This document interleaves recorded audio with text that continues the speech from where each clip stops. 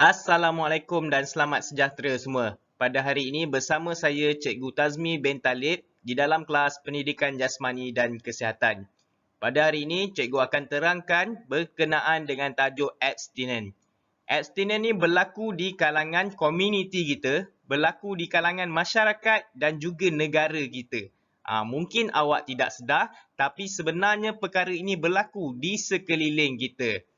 Jadi, pada hari ini cikgu akan terangkan berkenaan dengan abstinent. Jom. Jadi, kelas kita pada hari ini cikgu akan fokuskan kepada 3 perkara. Yang pertama adalah maksud abstinent. Yang kedua adalah punca berlakunya abstinent. Dan yang ketiga adalah keburukan abstinent. Mesti ada yang tertanya-tanya, apa sebenarnya abstinent itu?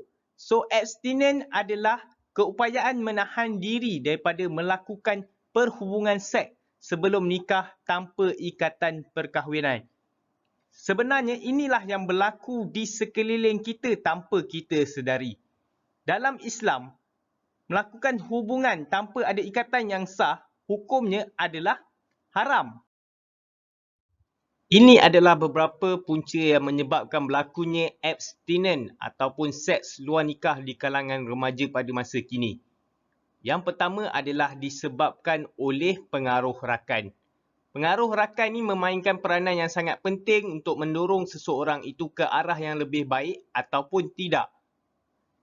Jika berkawan, harus ada batas pergaulan di antara lelaki dan perempuan. Kalau tak ada batas pergaulan lelaki dan perempuan, inilah yang boleh menyebabkan berlakunya perkara-perkara yang negatif ataupun mempengaruhi seseorang itu untuk melakukan sesuatu perkara yang tidak elok ke atas diri awak.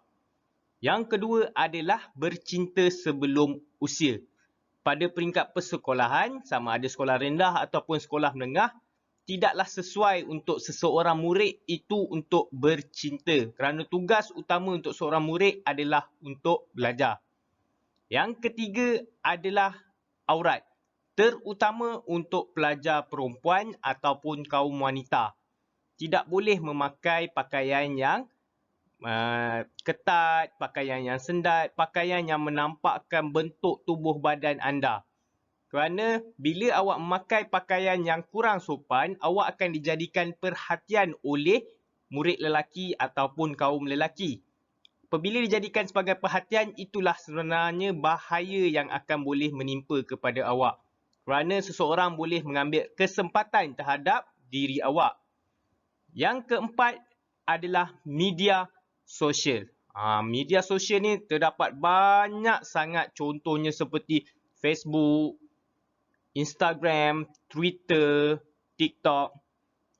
Boleh menggunakan media sosial ini ke arah kebaikan, tetapi dia boleh juga jadi sebaliknya.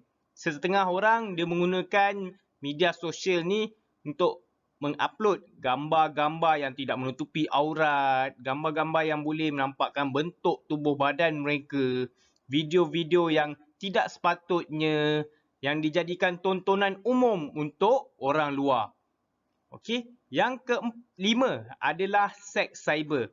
Walaupun teknologi yang semakin canggih ini, okey, setengah pihak masih lagi menggunakan teknologi ke arah keburukan, seperti melayani laman web yang tidak sepatutnya, melayani pornografi.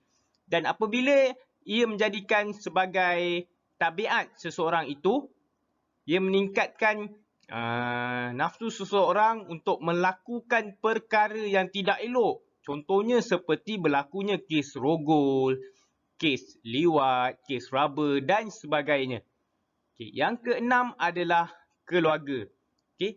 Mungkin kekurangan didikan agama, kekurangan kasih sayang, pergaduhan di dalam keluarga, penceraian di dalam keluarga menjadikan seseorang itu stres, yang memberi tekanan kepada seseorang itu untuk melakukan perkara-perkara yang tidak elok. Ini adalah beberapa keratan akhbar yang menunjukkan abstinent ataupun seks luar nikah yang berlaku pada masa kini. Antaranya adalah gugur janin cukup sifat, seksi, gedik, berani, budak 11 tahun bersalin. Awak bayangkan umur 11 tahun darjah 4 pada peringkat sekolah rendah dah bersalin. Kemudian mayat bayi dalam loji kumbahan. Okay.